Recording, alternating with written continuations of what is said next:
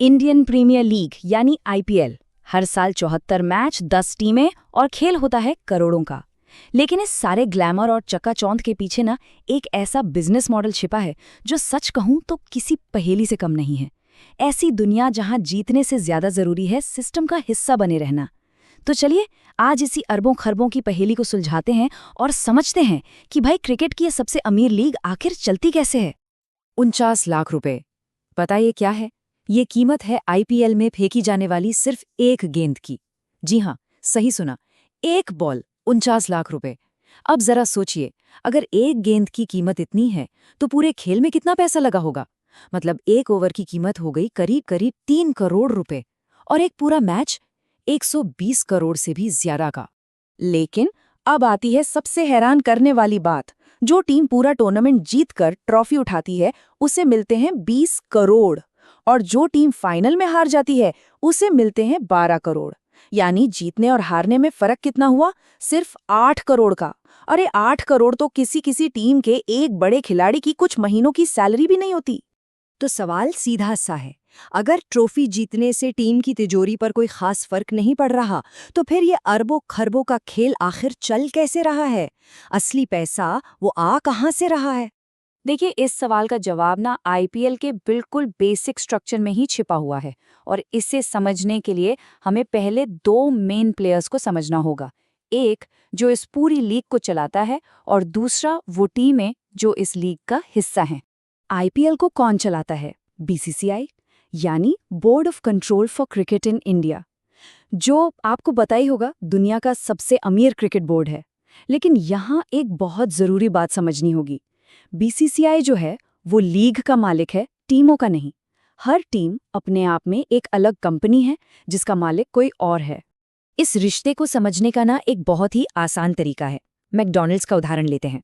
मान लीजिए कि बीसीसीआई जो है वो मैकडॉनल्ड्स है, वो ब्रांड का मालिक है, सारे सिस्टम और नियम उसी के हैं।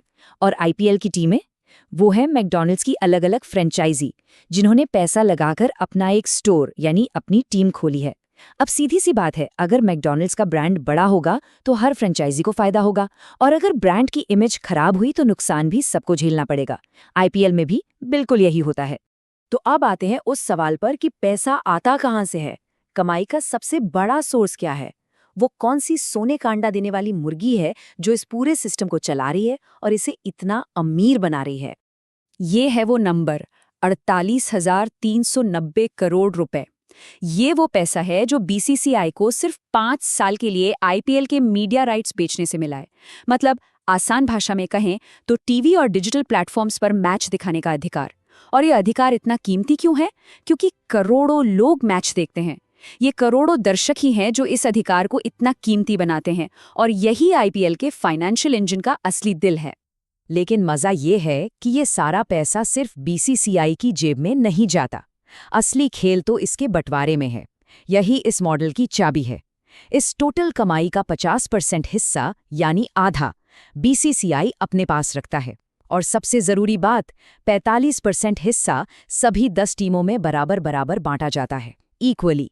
और जो बचा खुचा 5% है ना, वो टॉप पर परफॉर्म करने वाली टीमों को मिलता है। इसका मतलब क्या हुआ? इसका मतलब ये हुआ कि हर टीम को, चाहे वो जीते या हारे, एक बहुत बड़ी रकम मिलना तो तय ही है। ठीक है, तो ये तो हो गई पूरी लीग की कमाई। अब जरा जूम इन करते हैं और देखते हैं कि एक अकेली टीम, एक फ्रेंचाइजी आखिर पैसा कैसे कमाती है। मोटे तौर पर हर टीम की कमाई के 3 मेन रास्ते हैं। पहला और सबसे बड़ा, वो हिस्सा जो बीसीसीआई के सेंट्रल पूल से आता है, जिसके बारे में हमने अभी बात की। दूसरा, वो पैसा जो टीम खुद अपने लेवल पर कमाती है, स्पॉन्सरशिप वगैरह से। और तीसरा, वो है प्राइज मनी, जो जैसा कि हमने देखा असल में सबसे छोटा हिस्सा है। इसको जरा ध्यान से सुनिएगा। बीसीसीआई के उस सेंट्रल पूल से हर टीम को हर साल लगभग 400 से 500 करोड़ रुपए मिलते हैं। और ये पैसा कब मिलता है? एक भी मैच खेले बिना, एक भी गेंद फेंके जाने से पहले ही ये पैसा उनके अकाउंट में आ जाता है। बस यही वो वजह है कि मैदान पर जीतना या हारना उनके फाइनेंशियल हेल्थ के लिए सबसे जरूरी चीज नहीं है। इसके बाद आती है टीम की अपनी कमाई, जो वो खुद करती हैं, जैसे जर्सी स्पॉन्सरशिप, आपको अंदाजा है, सिर्फ सीएसके की जर्सी के सामने का जो लोगो होता है ना, उसकी स्पॉन्सरशिप ही साल के 50 से 70 करोड़ की होती है। इसके अलावा टिकटों की बिक्री से पैसा आता है, अपनी मर्चेंडाइज जैसे कैप और जर्सी बेचकर कमाते हैं, और हाँ, स्टेडियम में जो खाना पीना बिकता है उससे भी टीम को सीधी कमाई होती है। लेकिन सवाल यह है कि ये मॉडल इतना सफल है क्यों? मतलब सिर्फ पैसा होना तो काफी नहीं है, लोगों की दिलचस्पी भी तो बनी रहनी चाहिए, है ना? तो चलिए अब ये समझते हैं कि आईपीएल को डिजाइन ही इस तरह से क्यों किया गया है कि दर्शक हर साल इससे जुड़े रहते हैं। इसे कहते हैं होप इकोनॉमी, यानी उम्मीद का अर्थशास्त्र। ये एक ऐसा सिस्टम है जिसे जानबूझकर ऐसा बनाया गया है कि कोई भी टीम किसी भी साल जीत सकती है। इससे क्या होता है, इससे फैंस में हर साल एक नई उम्मीद जगती है, और ये उम्मीद ही सब कुछ है, क्योंकि जब तक उम्मीद है तब तक दर्शक हैं, और जब तक दर्शक हैं तब तक इस लीग की वैल्यू है।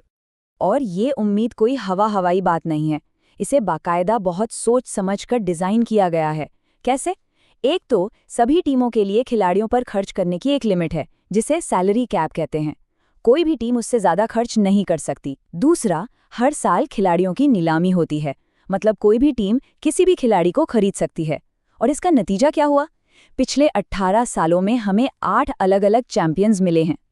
अब इसकी तुलना जरा यूरोपियन फुटबॉल से करके देखिए। वहां कोई सैलरी कैप नहीं होता, तो जो क्लब सबसे अमीर हैं वो सारे बेस्ट खिलाड़ी खरीद लेते हैं। नतीजा, वही 3-4 टीमें हैं जो बार बार जीतती रहती हैं। इससे खेल का रोमांच धीरे धीरे कम हो जाता है। ये कंपैरिजन साफ साफ दिखाता है कि आईपीएल का मॉडल कितना अलग और कितना सफल है। तो अब हम इस पूरे विश्लेषण के आखिरी और शायद सबसे दिलचस्प हिस्से पर आ गए हैं। सवाल ये है कि इस पूरे खेल का असली प्रोडक्ट क्या है? एक और पहेली है यहाँ। जो ब्रॉडकास्टर्स हैं, मतलब टीवी चैनल्स या स्ट्रीमिंग प्लेटफॉर्म्स, जो हजारों करोड़ देकर राइट्स खरीदते हैं, उनकी बैलेंस शीट में अक्सर नुकसान ही दिखता है। लेकिन फिर भी वो खुश है। क्यों? हारने वाली टीम खुश है क्योंकि उसे पहले ही करोड़ों मिल चुके हैं। जीतने वाली टीम तो खुश है ही, बीसीसीआई तो हमेशा से ही मुनाफे में है। आखिर ये सब मुमकिन कैसे हो रहा है? सबके सब खुश कैसे हैं? क्योंकि इस पूरे सिस्टम में जो सबसे जरूरी चीज है वो है दर्शक। जब कोई भी फैन अपने फोन पर स्कोर रिफ्रेश करता है तो उस एक पल में वो खुद एक प्रोडक्ट बन जाता है। एक ऐसा प्रोडक्ट जिसकी अटेंशन के लिए कंपनियां 10 सेकंड के विज्ञापन का 25 लाख रुपए तक देती हैं। और जब वही फैन अगले सीजन का बेसब्री से इंतजार करता है तो वही वो होप है, वो उम्मीद है जिसके लिए बीसीसीआई ने ये पूरा का पूरा सिस्टम डिजाइन किया है। तो देखिए, असली सवाल ये नहीं है कि आईपीएल में कौन सी टीम जीतती है। असली सवाल ये है कि क्या ये सिस्टम खुद हर साल और बड़ा और बेहतर होता जा रहा है।